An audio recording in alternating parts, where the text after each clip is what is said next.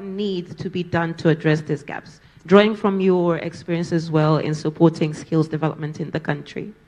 Karibu. Thank you, Carol, and Honourable Minister, Ambassadors, ladies and gentlemen. I'm very privileged and honoured to be part of a very distinguished panel. So my journey in vocational education and skills development started in a relatively short time ago, probably 3 years. So to understand employability of youth in Tanzania needed some investigation in the current landscape. So through the educational system, the tertiary educational system, high-tech colleges, universities and vocational schools, to understand the employability of youth and the challenges that the youth face, and the choices that they have. And we are focusing as a business on the vocational skills, and the challenge in the vocational landscape is quite immense. There are hundreds of vocational schools across the country, predominantly government-run vocational training schools operated by VETA, some private sector schools, and some religious institutions. So the choices that the youth have to make are quite limited.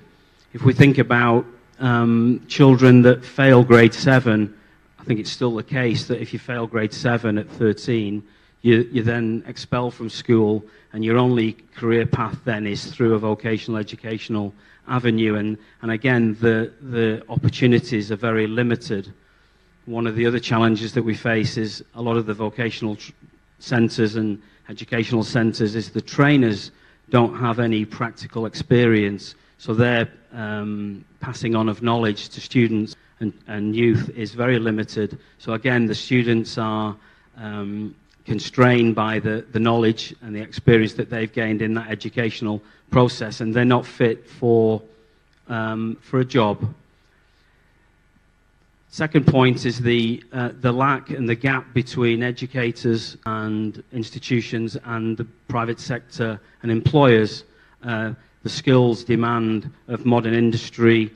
We have some mature sectors in Tanzania. We have sectors like the mining sector, oil and gas, agriculture, where modern technologies are being applied, and yet none of the educational centres are applying some of these modern technologies because there isn't dialogue between the educators and the employers. So that's one of the biggest challenges that we face, is there has to be a stronger dialogue. And we have sectorial secretaries. For example, the mining sector has the Chamber of Mines, oil and gas has associations, and maybe these are the secretariats that need to be fundamental in trying to bridge the gaps and creating an association. I had the benefit of taking the regulator authority from vocational education to UK last year, just to showcase how in most countries around the world industry leads training, and I think that's one of the examples that was the biggest takeaway of the regulator. And I think the government are seeing the requirements of improving the sector in terms of vocational education, engagement with the private sector, with employers, that needs to be strengthened. And then there is some real hope and opportunities for the youth to get the right education, to have the right skills, so they're employable, you know. Thank you very much, Peter. A round of applause for Peter, please. Somebody was already clapping. I kind of cut you off. Thank you. So I'll go back to Mark. And I know this came about, I think, in Dr. Senkora's response as well, and Dr. Slim's response. But what do you think is the mix of policies and programs that Tanzania may wish to further focus on or do differently? And if you can give us any, learnings from neighboring countries that, through UNFPA's work that have actually worked. Thank you.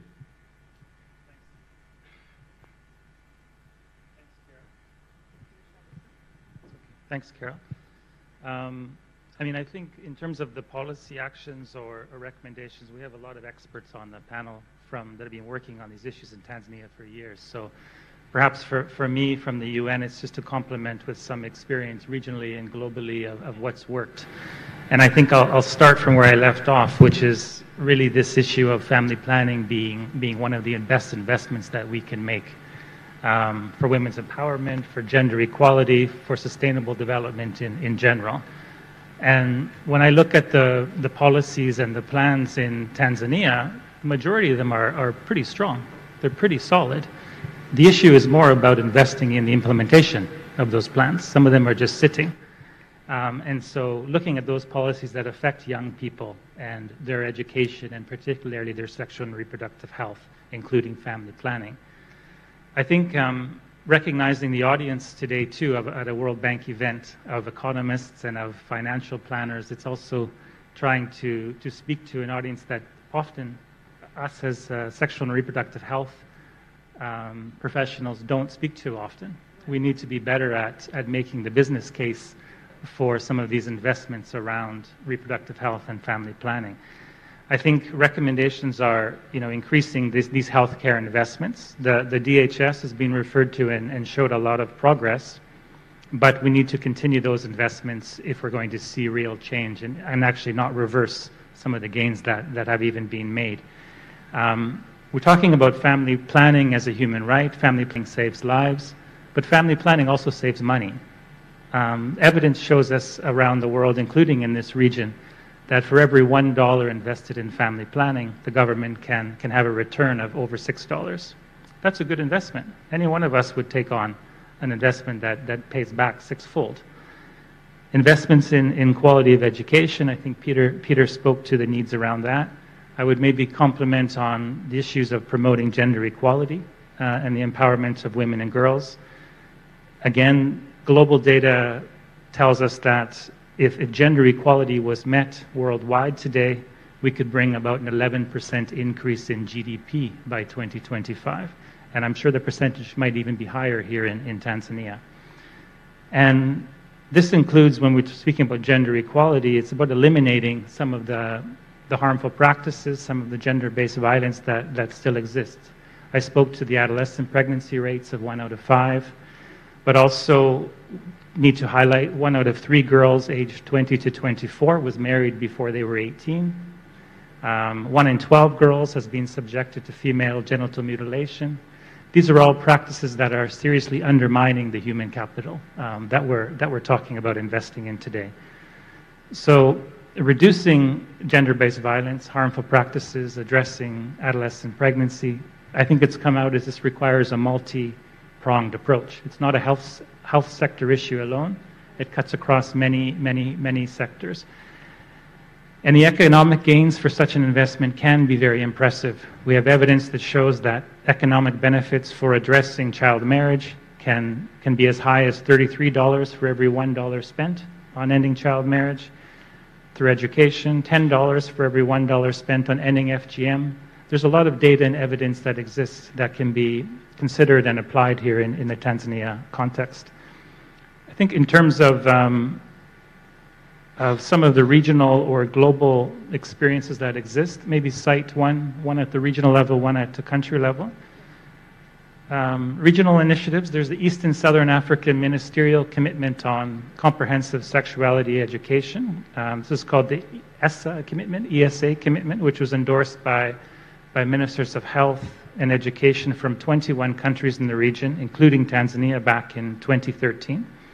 And this has, we've seen, supported the generation of more and better data around the scope of teenage pregnancy, HIV transmission, where we have lack of comprehensive sexuality education. And this initiative has been instrumental in increasing political commitment. Having the evidence can make the difference to have the commitment to scale up some of these multi-sectoral solutions.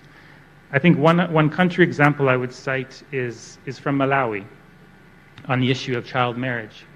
Malawi's not only worked on improving policy level environment for adolescents and young people, but it's also changed its constitution to ensure that the rights of young people are protected. In 2017, Malawi took a historic step towards ending child marriage and removed from its constitution a provision that allowed children between 15 and 18 to marry with parental consent. This has since been followed up by strong support from several influential and traditional leaders who have annulled more than 800 child marriages and called for girls to be re-enrolled in schools. So I think this is an example of what can be achieved. And also, as my colleague Dr. Slim said, the importance of partnering with the custodians of culture, religious leaders, faith-based leaders, traditional leaders in this effort. Right. Thank you very much, Mark. A round of applause for Mark, please. Thank you so much. You did mention that it shouldn't be just left for the health sector alone. And my next question goes to Dr. Slim. So what would you say could be interministerial cooperation in addressing such matters? For example, if you look at the Ministry of Health and the Ministry of Education, Science and Technology in Zanzibar, what are some of the interventions that you are working together to address the needs of adolescent girls and boys? Any successes that we can learn from, especially now in the digital age? Thank you. Right. Thank you very much for giving me this opportunity. Again, the geography of Zanzibar allows us to really go through people as quick as we can, because we are not many people.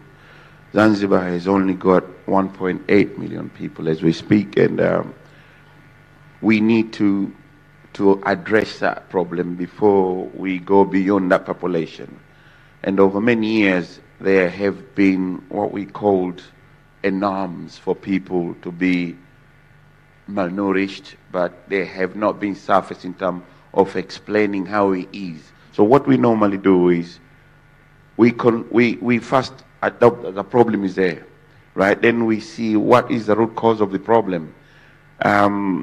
Women who are anemic or malnourished, if you look at the trend, you go back to school and you realize that that's where something has gone wrong.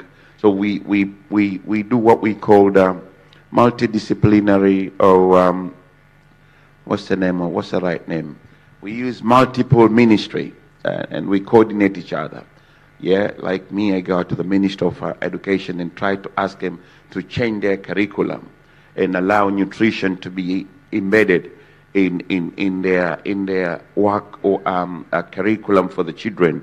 But that will be more like two doors at once, because boys and girls are actually both now getting knowledge on what to eat as they grow. So when this boy become a father, he will know what to feed his wife, right? So that's one of the areas that we've done.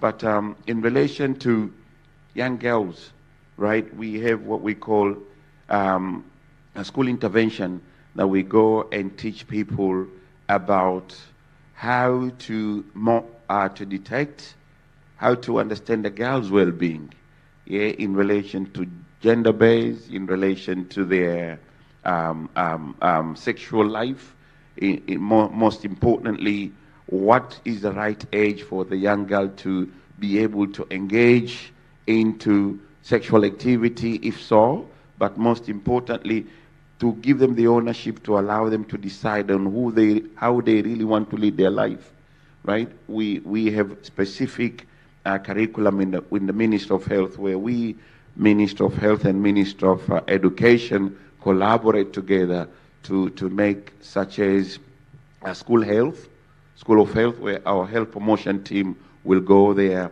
and disseminate health issues that allow young girls to understand which road they need to take. But most importantly, currently our president around December has adopted community health worker to be part of our healthcare providing service, especially in the front line. These community health workers are actually members of the community who go door to door and understand the context of where they live.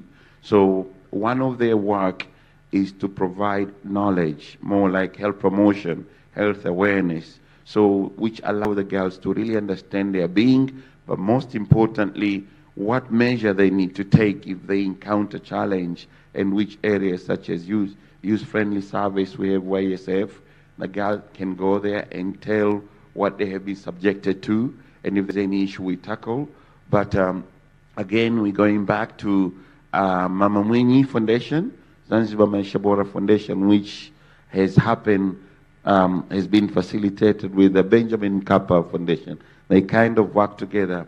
They go to school as well to allow young girls to know exactly their sense of being, right? Understanding that at age when you are like 6, 7, it helps you to mature different. This kind of intervention were not in Zanzibar before, And now we have seen the need for it, and we are expecting to see huge change. And we have begun to see the shift, because right now, each and every school in Zanzibar have a little curriculum in actually explaining to girls on how aware they should be in relation to their reproductive health life, right? Which make them reproductive smart.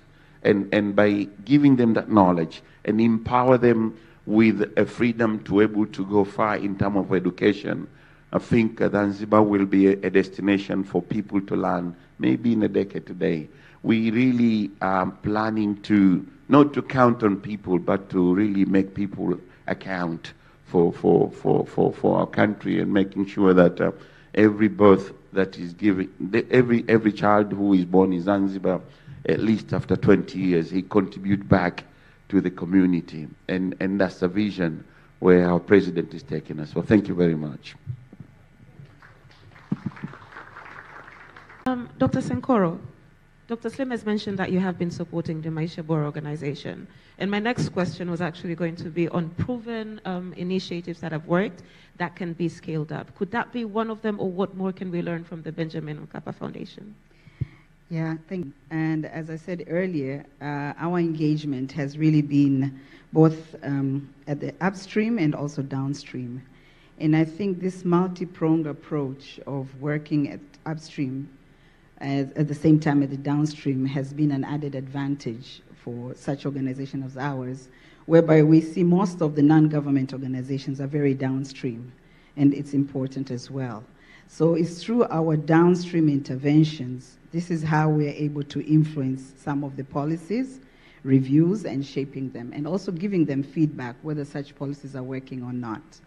And we don't do it alone as Mkapa Foundation. We work with different non-government organizations. So an example is Zanzibar Maisha Bora Foundation in Zanzibar, and also in mainland we work with more than 10 NGOs as our sub-grantees, as our partners. And we usually use the local organizations because we believe it's more sustainable and they understand the context. But also we've been working with the with young people's organization, because we think, given the demography that they're more than 60%, I mean, we feel that they should be the ones creating solutions for themselves. And it also gives them space, safe space to discuss and deliberate. The thing which I think we're challenged with, and this is something that needs to be taken on board as we move towards development of Vision 2050, is how do we have them engaged even in the policy making at the upstreams, the young people. And here, even if you give such opportunity, the ones who come forward are usually young boys, the male youths, and less of female youths. So I think we need to make deliberate efforts to give them space as well, to be part and parcel from the development of those policies and operationalization of those policies. So our experience, and coming back to your question again more precisely, we have been working with the government, but also with the private sector for profit. For instance, we had a number of programs which we've worked with the media companies, but also with other NGOs and the local government authorities, as well as the Ministry of Health, to reach out to the young people on adolescent sexual reproductive health services through their language, the way they understand, the way it can be influenced by using their own local influences, which they hear them more, but also using the media platforms. I think it's very critical how we use the social media and the digital communication to the young people. This is how they understand better, they can access it, and we know how the penetration is getting through within the country in terms of the digital platforms. But also, we find that it's important to give space to an opportunity for them to access such services of sexual reproductive health through youth-friendly services, or creating youth corners in an areas where they can easily access, or having some sensitive discrimination given the context of our social cultural environment.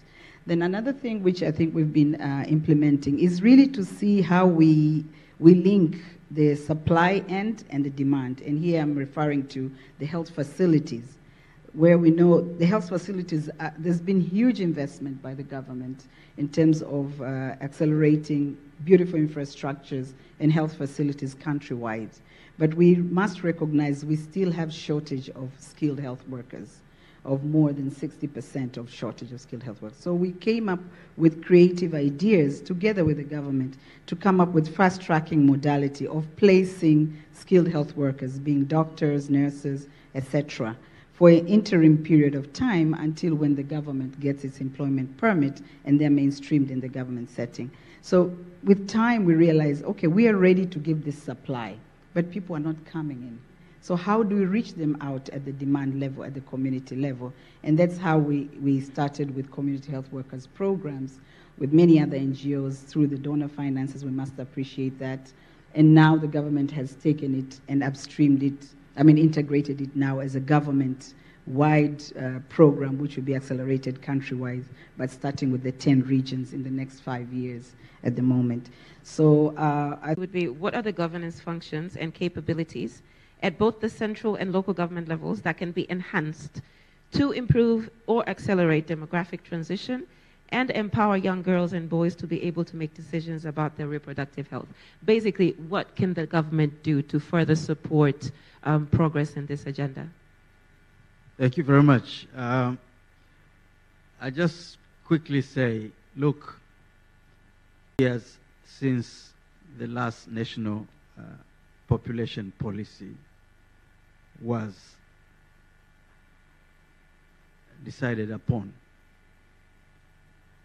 I think it's time to have another one, because it creates a framework and interconnectedness between the different actors on how to make sure that all the good ideas that are around the table and across the country can really produce results. So I would prioritize a national population policy with its strategy and plan of action. Now, government has to show leadership, but has to work with all the different actors. There are a lot of actors in this space, but many of them are not even coordinated, either centrally or at the local level with the government. So I think that is extremely, extremely important. Because the government is not very good at reaching out to people on things that entail difficult issues like sexual and reproductive health.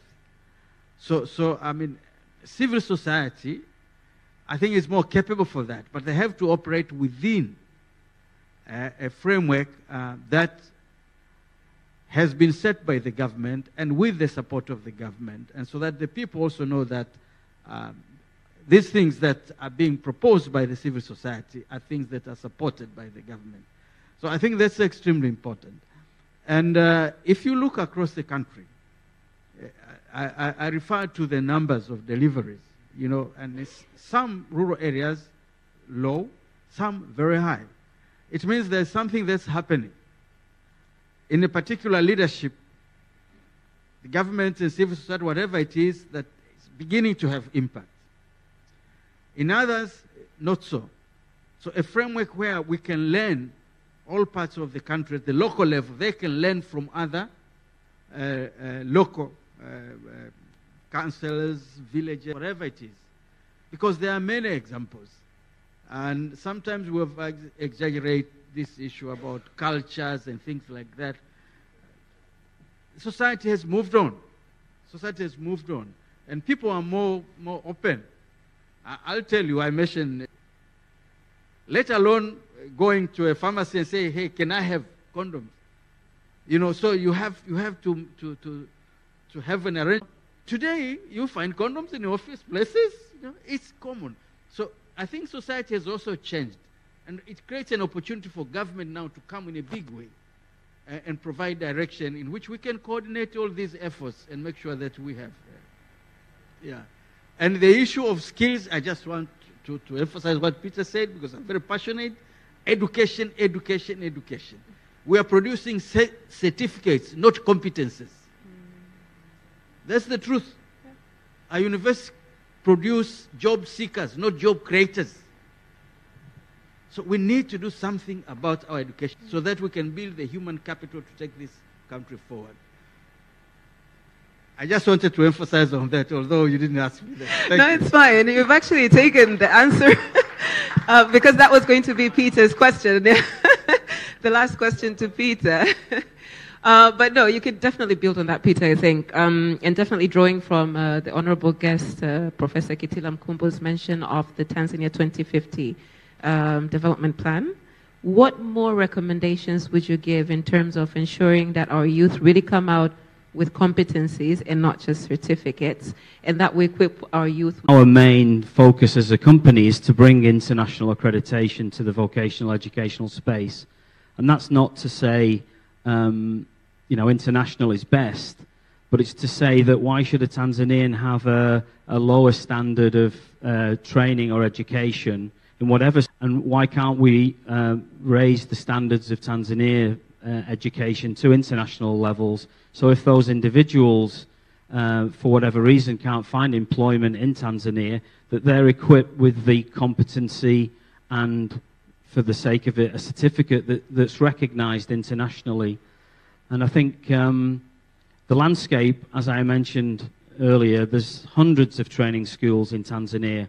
And I think the challenge that we face is there's hundreds of training schools, but the quality is the challenge. So I think we need to invest in higher quality training facilities across all sectors to attract more women and young women into, let's say, a vocational career path. We need to think about career educators, subjects of career advice in secondary schools. We talked before the seminar about the doors for career paths are limited in Tanzania. We need to increase the numbers of career paths for the youth. We need to encourage more women into vocational education. There are many examples across Tanzania. I've met many women in very predominant positions, in very senior vocational trades, and these role models need to be promoted. We need to encourage more women to think about education in a non-typical women's sphere. For example, welding.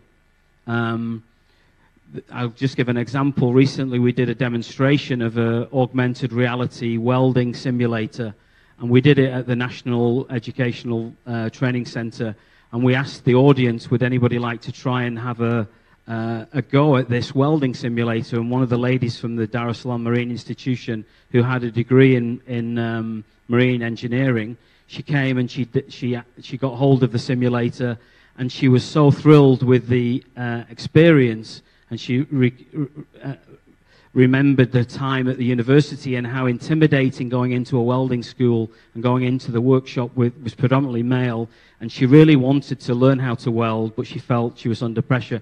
And so the application of a simulator, the application of technologies can young women into the employment field. And then finally, the government are trying through taking vocational education into secondary schools. That's to be commended. Again, the challenge they're going to face is, where are the trainers coming from? How are you going to engage people with the right experience, with the right knowledge and competency to pass on those competency skills to the trainees? So investment in education, partnerships between the public sector, the private sector, employers and trainers, and we're obviously, as employers, we're very, very encouraged by what the government are trying to do, and we're here to help from the private sector. Thank you. Thank you very much, Peter. Another round of applause for my brilliant panelists. Those were quite insightful key points. So now I'll go over to you, the audience. If we have any questions or recommendations or reflections on what our panelists have said. I see there's a hand over there. Can I get someone to be passing around the microphone, please? Anyone? Thank you. I can give you mine if you could just switch this one off.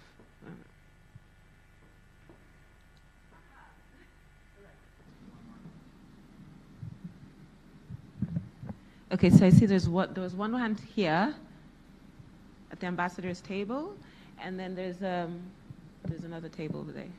So we'll take a round of 3 questions. Yes, my name is Maurizio Busati. I'm the Chief of Mission of the International Organization for Migration.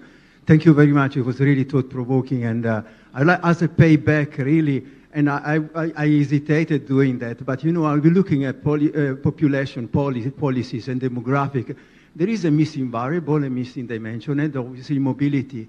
And this actually is about, I think, time to really to bring this dimension into the equation, in particular as we look forward to the next, obviously, development vision for the country. And it does get into in so many angles and ways. We're looking at the very issue of rurality in Tanzania. The census is already indicating that there are a massive potential for population mobility within regions of Tanzania. Obviously, this is going to influence urbanization and the way investment are going to be directed. Another interesting dimension for population, obviously, and mobility is the propensity, and this is actually influence both the high and the low scenario. Both in terms of high education will increase the propensity and induce more young people actually to migrate if opportunities are not going to be made available.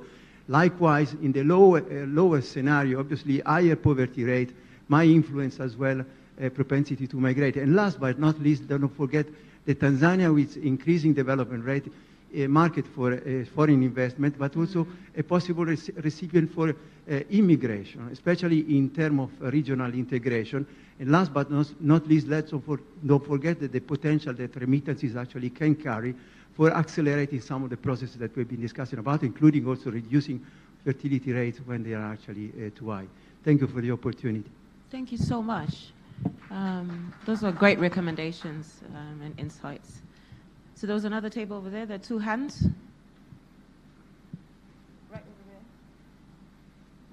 I think we'll take a round of 3 questions and then proceed to the next round after our panelists have responded. Thank you very much. My name is Dr. Omar Ichilo, and I'm the president of Tanzania Summit.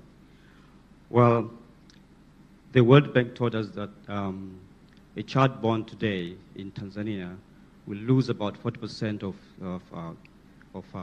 capital, I mean human capital, because of several factors involved in development of the child. So one of the things that I thought from the panel that have not been included is early childhood development. It's basically focused on education, but also on the nutritional aspect.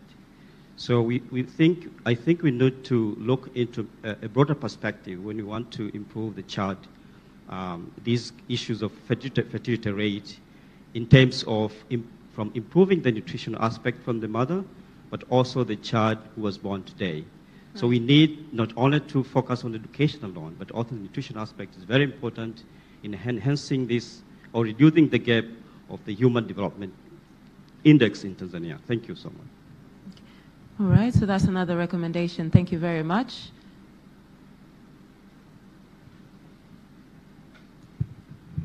Thank you very much, moderator. My name is Donald Mari from Ripoti. I thank the World Bank for a very good report. The report clearly tells us that Tanzania economy has grown, but poverty has not declined significantly. And that has to do with the structure of the economy. Again, the report shows that the structure of the economy has not changed over time. And the report also tells us about the population explosion, which is one of the risk factors for future decline in the current rate of economic growth. One of the tools that the World Bank has is to support the ending of poverty is IDA. We all know that the global resources has been declining, and Tanzania has been graduated as a lower middle income country, which expected private investment flows to increase significantly, but it hasn't. And yet, public resources are also declining. So that leaves IDA with more responsibilities. So in the context of the IDA 21st replenishment, I would recommend to the World Bank to mobilize more resources and to rethink or reconsider the criteria for graduation of countries to include also the other non-GNI parameters, such as the number of the poor people in a country, the population growth, and other criteria. Thank you. Thank you very much. So my panel must be really brilliant because all that's coming across is recommendations, not any questions. Do we have any questions? Any questions, or do we continue with recommendations? Any more questions? No hand. Okay. Thank you. So I think I'll give you an opportunity to respond to the recommendations and maybe give a concluding remark. Dr. Senkoro, I'll start with you. Karibu sana. You had a question? Okay. Can we have a mic at the chief guest table, please? Thank you.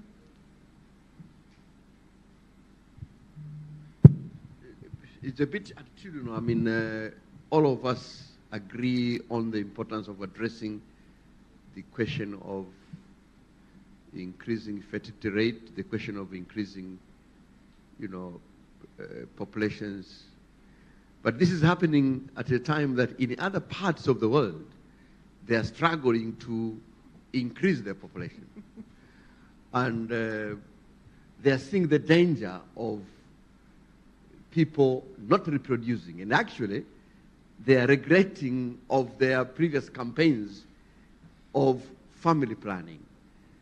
And our people are hearing this. And of course, us in politics, we are hearing this. So I know you may not have the direct answer, but how do we reconcile when I go to my constituency in Ubungo and tell them to, to consider seriously plan their families while they're being told, hey, Kitila, in other countries, guys are not reproducing. You want us to stop reproducing. And at the same time, they're being told, Tanzania is very big. So scientifically, what we are saying is very correct, but politically, is a big problem. How do we reconcile these things? We'll put Mark on the spot for that question. Okay. Dr. Ellen, would you like to go first? Thank you very much. And I'm glad that Honorable Minister's question is channeled to Mark. You can also chip in, though. Yeah, no, I'll not go there. But, but all in all, I just know more population, more demand in terms of our budgets, in terms of accessing health and education. So if we feel that something is correlated to our economic growth and ability to finance that, well and good. But if it's not, then I think we have to go the reverse. But anyway, Mark will respond to that. I just wanted to comment a little bit on the comment which came from my colleague, Dr. Chilo, from THS, Tanzania Health Summit, and I totally agree.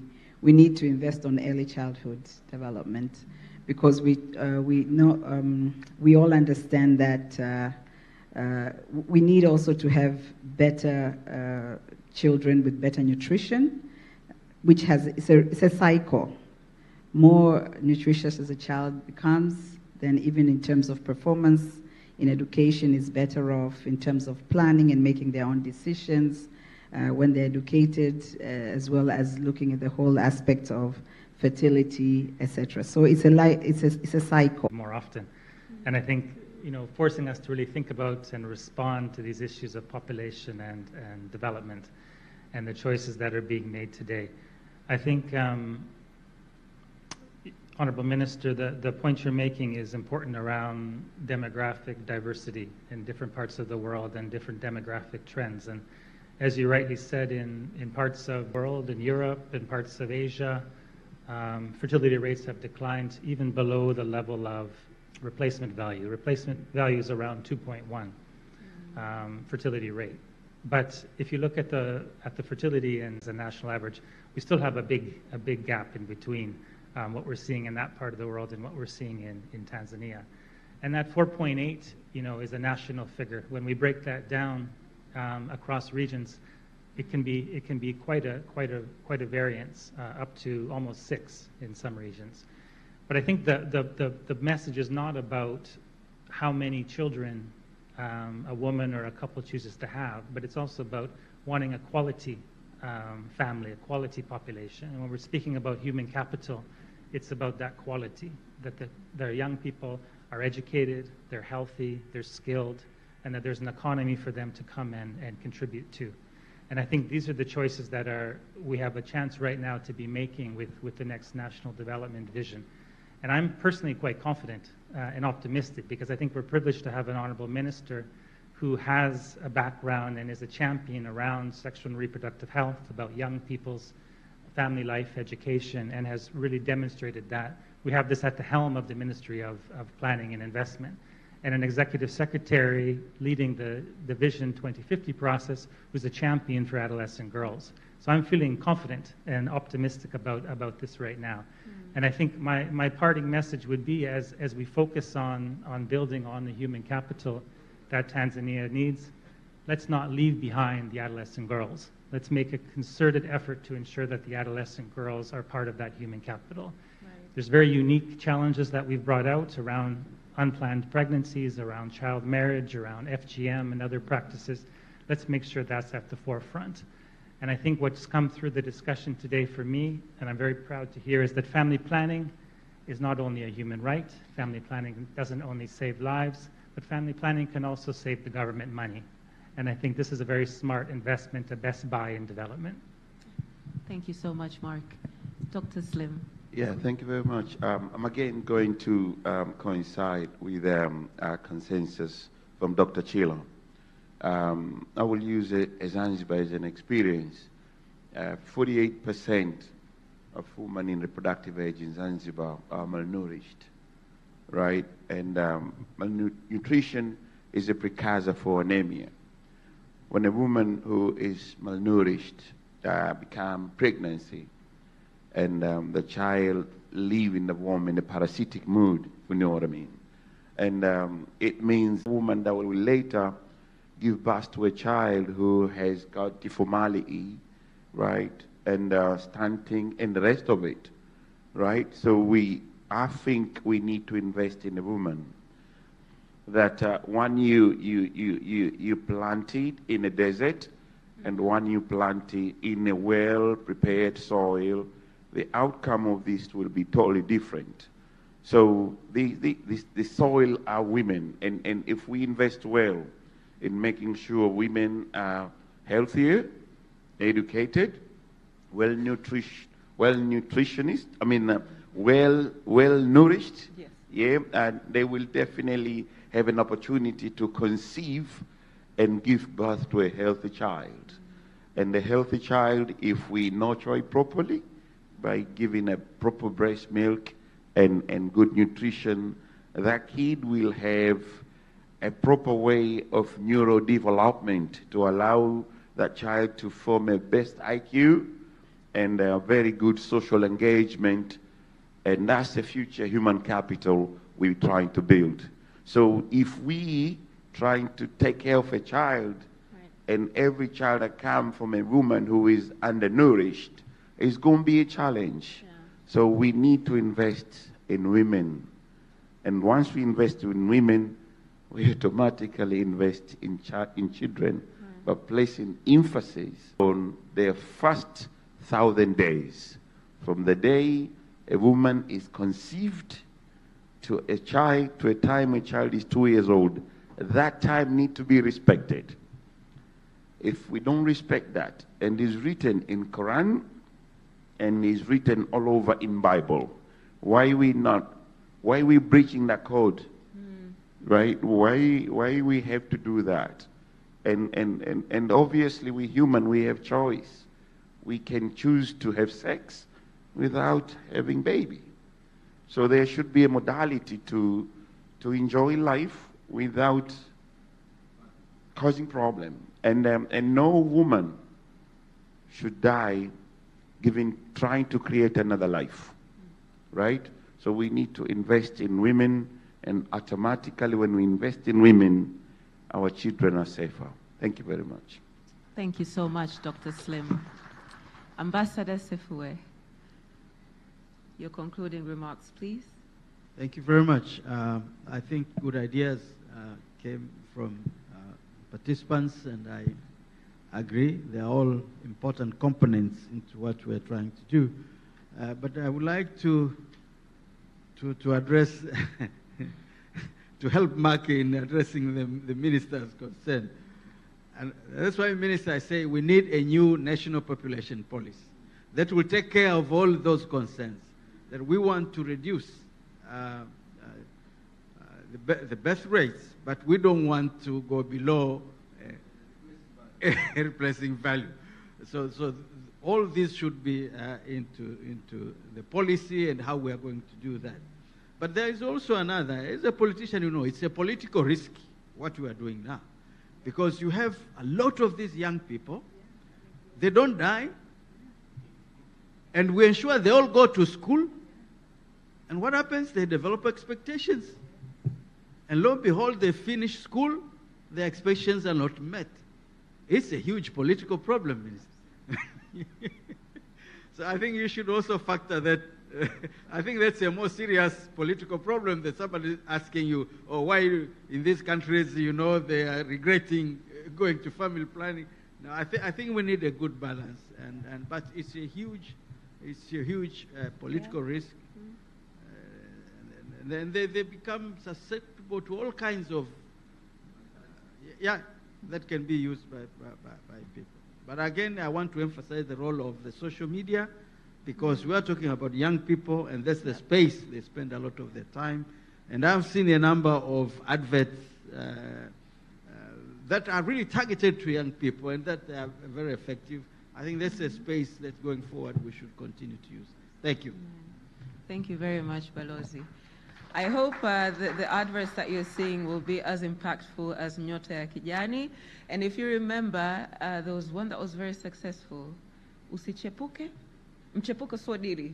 That one. That was a very successful campaign. So hopefully these ones as well will yield the same results. Peter, over to you. Thank you. Yeah, Tanzania is very famous for many, many things, and whether its coastline, its landscapes, its beautiful rivers and national parks, Zanzibar, the coastline. It has lots. But yes, that's the first question. And then the second one is, how will the World Bank ensure that we have a very summarized report in Swahili version? It's very important. Okay, thanks so much. Carol, please allow me first to sincerely thank. I'm happy, let me try and take these questions, but let me also take the question from my friend Donald from Rapoa regarding the World Bank's classification system, and more importantly, the use of IDA and how important IDA is our concessional financing arm. Let me first say that, you know, Tanzania has been a great beneficiary of IDA financing, especially in the last recent years. I think in the last 2 years alone, we've done record financing years, each year of over $2 billion a year, which is much higher than the allocation that's provided to Tanzania. But the reason for that is because Tanzania has performed well in its macroeconomic management and the use of its resources. And as a result of that, Tanzania is able to access different windows of financing in the World Bank for various investment activities. And provided that that performance continues, obviously Tanzania can continue to benefit from additional concessional financing. And so we're very proud of the work that we're doing with different ministries, such as the Zanzibar, as a notable example here. But I also want to say that, you know, I don't think that the government nor multilateral financing should be seen as a principal source of financing for financing development. I think that if we look at history and look at the globe, development has actually happened on the backs of the private sector, right? The government has been an enabler, and we would like to see ourselves as a partner of the government, supporting the government in order to create that enabling environment for things to happen. So, for example, I would hope that our financing that is provided to Tanzania can leverage significantly more resources to do much more things, just like we're discussing today. And I think Dr. Ellen mentioned the importance of private sector, PPP arrangements. I think this is what we need to start thinking about. So I think there is a need to change the narrative of saying that government needs to pick up the tab for everything. development partners. We all need to have a role to play, and if each of us play our role, actually public monies will be a small portion of the total financing envelope, and that financing envelope is much, much greater when we go beyond that. So I just want to emphasize that, but again, we are very proud of our collaboration with the government. We plan on continuing that. We were just talking with the Honorable Minister about how we need to think about how we can accelerate implementation of our portfolio in Tanzania, and also the discussions for our future phase of engagement. On the question that was asked, firstly, on the Tanzania report, on the Swahili version of the report, I think that's something that we will do. I'm looking at my colleagues here to make sure nobody is, so we will certainly make that available. And I will follow up with Loy. Yeah. And Carol has a way of following up with the World Bank, so you don't have to worry. I think the other question was about how we work with the government. How will you ensure that the government takes forward what you have recommended? Okay, so first of all, I don't think it's a somewhat a strange question to ask, yeah, because we work for the government. We're here to work in partnership with the government. And I think, I don't think the government needs us nor any of its development partners to tell them what to do, right? I think we're here as partners, and I think that it's fairly evident that having the Minister of Planning here participate in this event as a representative of the government means that they are equally or even more committed than all of us to taking forward these recommendations. I think a government that's open to constructive criticism, as the Honorable Minister said, for a discussion with partners across the range is really the first start. And so I think that our goal and our commitment is to continue to work with them. And I think I can speak for many of my colleagues here in the Development Partners Group that we would like to work hand in hand with the government in implementing and advancing these recommendations and others that come not just from us, but from civil society, from Tanzanians, from private sector, et cetera, et cetera. So I'll stop there. Thank you very much, Nathan. I see the chief guest also has something to say. Maybe just to confirm that, I think if you read our government reports, you will see that we cite different sources, and one of those will be the World Bank, the IMF, and many others. Basically, we are increasingly an evidence-based decision-making government. We use evidence in making decisions. And these reports are scientific. They tell you where you are doing well and where you need to improve. So they engage the government constructively. They don't shout at the government. They engage us constructively. So there is no reason why we should not use them in our planning processes. Just like I mentioned, in developing our annual development plan, we use the World Bank data, and I even promised here that we are going to use this report to improve our plan. We are going to use these reports in our national vision development process. So I think I just wanted to say that one. All right. Thank you very much, Chief Guest. So actually, we still have more time. So what we will do is we'll take group photos right now, but then I'll give sort of like 10 minutes to the audience to give more recommendations. Anything that could help the ministry and the Planning Commission as well to further plan for the 2050 development vision, it would be very much appreciated. So we'll take the group photos first, and then I'll allow my panelists to go back to their seats, and then we'll take the recommendations. So please, if we could have the chief guest, Nathan, as well as Ms. Pretty, to join the panelists here, and Mr. Mafuro to take a group photo, please.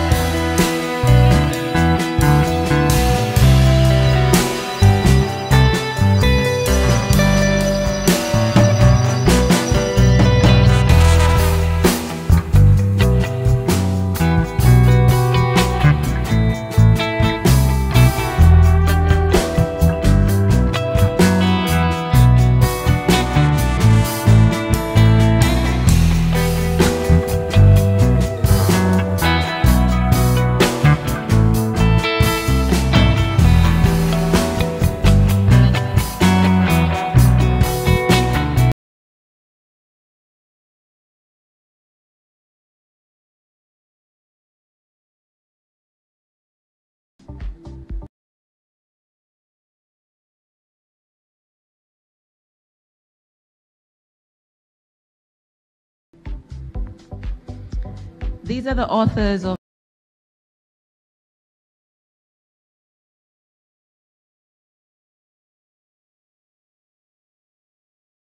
the 20th Tanzania Economic Update, everyone. So can we give them a round of applause, please? Thank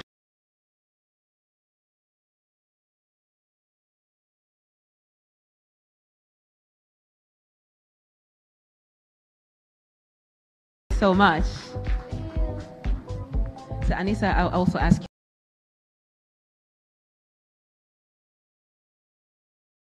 to go on the other side so we can have a bit. Yeah, thank you.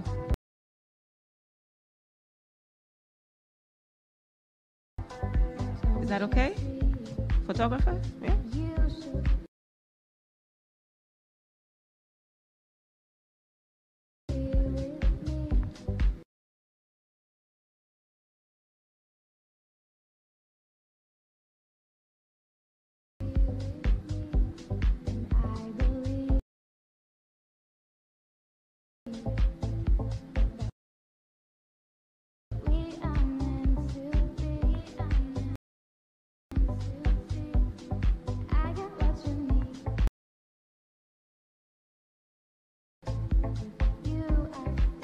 Brilliant. Thank you so much. We can go back to our seats now.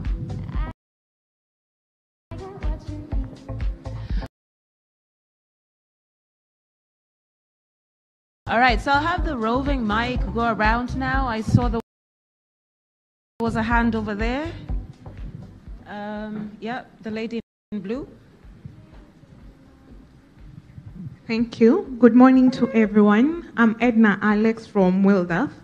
Mine is more of a recommendation. If we look all around the room, I have an observation whereby we are talking of women and girls, but apparently we are missing a very important group, that is the uniquely abled people. Because when we have such conversations, it is important that we borrow the principle of leaving no one behind from the Sustainable Development Goals. It is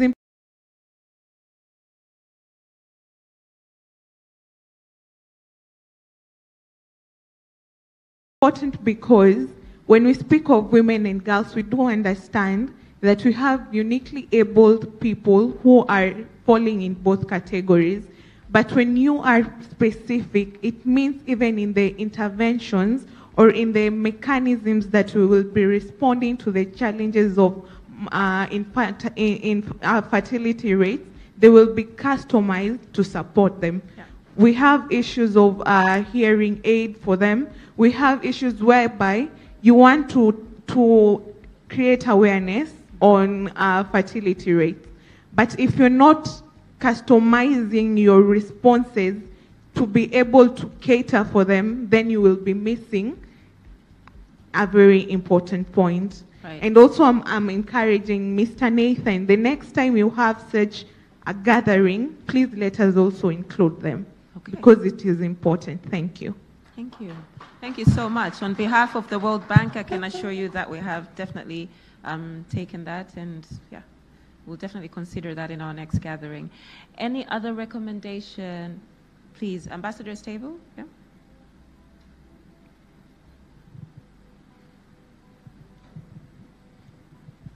Shapna Malik, United Nations Resident Coordinator's Office. And I was actually debating for a little bit as to how to present what I was about to tell you now. It's a reflection. Okay. So we are talking about, of course, a number of things, from economic update to to reproductive rights. And my question is that we have to remember this is a sexual and reproductive rights. It's not a policy. It's not a question, and we need to emphasize the word rights here. I think that's what I was trying to say. Mm-hmm. To have a control of, especially for women, to have control over their body, it's a global phenomena. I mean, Roe versus Wade has been dissolved in the United States, and it's a conversation we are doing. So it's not just about Tanzania or United Republic of Tanzania, which includes Zanzibar, and the number of conversations happening and the religious parts of it. To raise a confident women, it is not just about a conversation of education. It is a question of the curriculum. Charity begins at home. It's how you are raised. And of course, having the role model. So it's an ecosystem that we need to look into.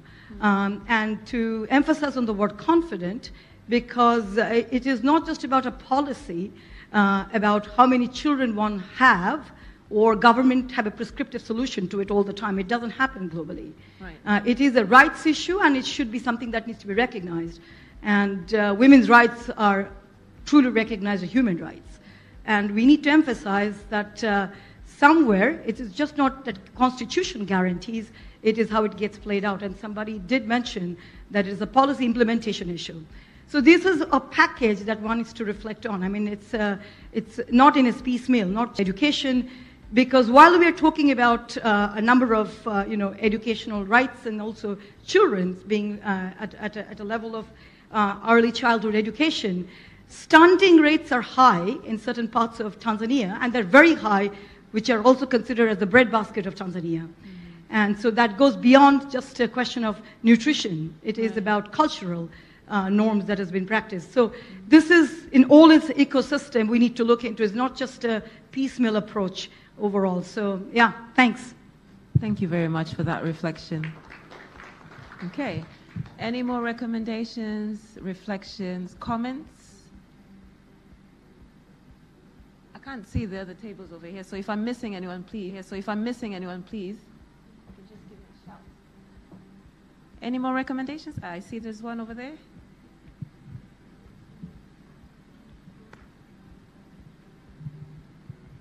Thank you. Good morning. My name is Ida. I'm in the renewable energy sector. The reflection is more when we're talking about skills and when we're talking about competence and how we can really maximize on our vocational training. Maybe it's time we really relook at what we're doing with the SDL. It's a big part of the private sector. We've seen the private sector. We've seen some bits and bobs in the textile industries, but they didn't quite work out. Yeah. And we've got the advantage of the reports from ILO around our skills. I think it's time we go back, and especially with the opportunity we have with Vision 2050, and maybe even sooner. How do we use it? How do we deliberately ensure that if we're training people up to a good level, how do we get an apprenticeship process going on that helps the young people, not just in the formal sector, but many who are going to end up in the informal sector? You want the standards across each institution. You don't want one vetter that produces maybe level 1 electrician, but it's not the same level 1 electrician from another one, because it's also got safety implications. These are the people who come into our homes, we work around them, and they don't have the same skills. So let's really start rethinking SDL. Private sector want to be part of this journey. We know what skills we need. We're seeing the gaps, we feel it, and we're having to tack on more time and energy to make sure we've got even just a level playing field for these young people. And I think as much as we're looking at how we bring more women into the space, I think it's important that we also have a conversation with a younger man so they understand it's not a case of opportunity being taken away from them. Absolutely. Because the conversation is now almost a sum-zero game. So if more women are coming in, then more men are feeling like they're being denied. Yeah. And I think it's not just about Tanzania, it's across the globe. Thank you. Thank you so much for that. I see Daniela, I'm going to put you on the spot, from the Tanzania Startup Association. Any reflection from young people that we can take forward and that the minister can actually take in consideration of the Development Vision 2050? Sorry, I had to. Thank you for that. Good morning, everyone, and the youth in general. The embassy has done quite a lot of extensive work in the skills development, but also in supporting entrepreneurship from youth and women through the different programs that we have. So we really hope that this report really does go in advancing that and seeing the gaps where the embassy can support, but also hopefully the government will be I'm glad the government is positive in trying to take on this report, but I think there's a lot of work being done with the different embassies and the development programs. Sorry, you put me on the spot, so I'm kind of... It's fine, thank you. But yeah, so congratulations and thank you. Thank you for that reflection. and the great work that you're doing at the embassy.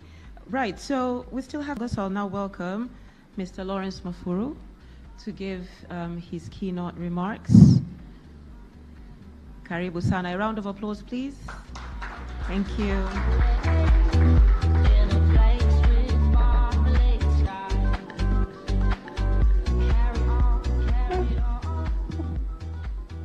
Dr. Kitila Mkumbo, Honorable Minister, President's Office, Planning and Investment, my friend and brother Nathan, Country Director, World Bank, Excellencies, Ambassadors, distinguished participants, ladies and gentlemen, good afternoon.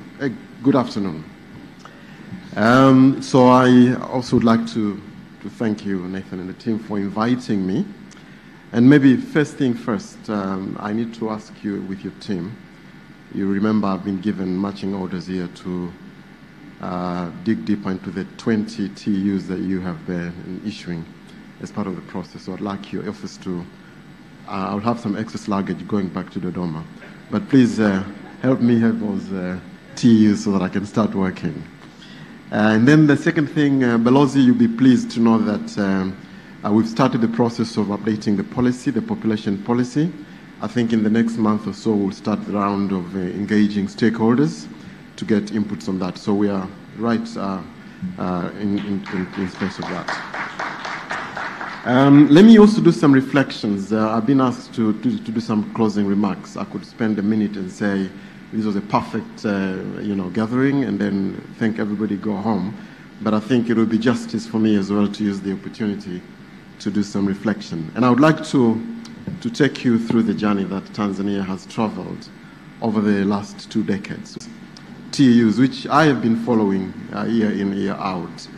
You will realize that economic prescriptions must be applied as a package and not one after the other or in isolation.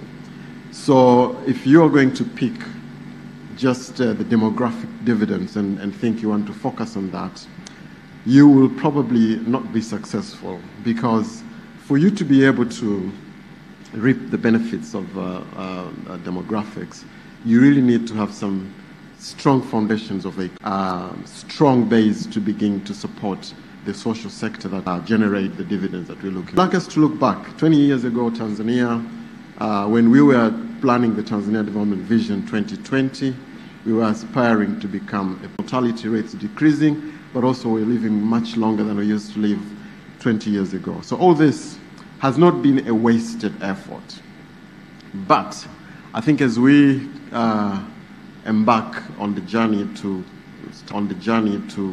start a new vision 2050, looking back, there are a few things we've done. We've deep dived into our development story, and there are things that we've really come out with. In privatizing the economy to do certain things, which we like. So, and it is very helpful. So I think we come out with a few things. One, we've realized that the economy has been growing quite impressively. 6% on average over the last 20 years. Not so bad, especially if you look around the region and some of our peer countries that you can compare with. And that's not bad, really. So, but if you start decomposing that growth, really digging deeper and finding out what does that mean, you will come up with a number of other realities. One, this growth has not been inclusive enough. So we've been leaving a lot of people outside the prosperity journey because the sectors that have been growing are not as inclusive as possible. Faster enough to dent poverty. And that's also partly because the population growth has been disturbing. I didn't realize that fertility is a problem until now that, I thought infertility is a problem, but now both fertility and infertility are problems. The real deal is how to balance and addressing those things. So I think growth that has not been faster enough to absorb the population pressure is something that we will need to deal with in our next round of planning. We also have realized that because growth is not inclusive enough, then the growth is not transformative as well. I think it's Donald who talked about a structural transformation, which has not been coming through. We still have a very or dominantly agrarian economy. We still have a lot of people in the primary sectors. These are sectors that do not improve the lives of people quite quickly, doesn't provide sufficient resources for people, population quality that we're talking about. The other thing that we've also noted in the growth trajectory of the country is trade has not been doing very well. Our export sector is not good enough. And this is both on goods and services. And on services, again, we are told our labor is not tradable. It's not quality that you can take elsewhere to be able to exchange it with value. It speaks to the quality of population, quality of education, and where the story of privatizing the economy comes, that we've been predominantly depending on government spending on public infrastructure and not much more on privatization or private sector participation, where you will see a lot more jobs being created, and then that quality life that is being sought for coming in. It does mean that we do have some work to do, especially now that we are embarking on this journey that everybody has been referring to on the Tanzania Development Vision 2050. So having seen the gap that or the shortcomings of the journey that we've traveled, there are certain things that we are concluding, and I think increasingly you will see it from the top leadership of the country, Her Excellency President Valen, and perhaps this is where we need to speak to our development partners, World Bank and the rest, that the importance of education and the investment that the country is going to do is developmental. Just like the way we're going to invest in roads, in electricity, in water systems, it becomes now important that education, and especially early childhood education. I think for me, and I'm sure for the government, education will enable everyone to earn their own success, and investing in that space will definitely give us long-term benefits that we would lead. It's also crucial for developing non-cognitive abilities. It is important to develop cognitive abilities and skills, yes, but those abilities that will make a human being a meaningful human being aware of the environment, being a good person in the society, being successful in the job market, but also being able to bring good families. So these are things that are built at a very early stage. So all I can say here is that given what is on my shoulder at the Planning Commission, Balozi Sefue, with all the stresses on the public policy, especially on the population, we are going to be very decisive and very intentional. Walking or reading the lips of our Excellency, President Dr. Samia Suluhu Hassan, it is very clear that we will need to invest heavily on that. And that area of public policy is going to be an area of focus as we embark on our development agenda. For those of you who are following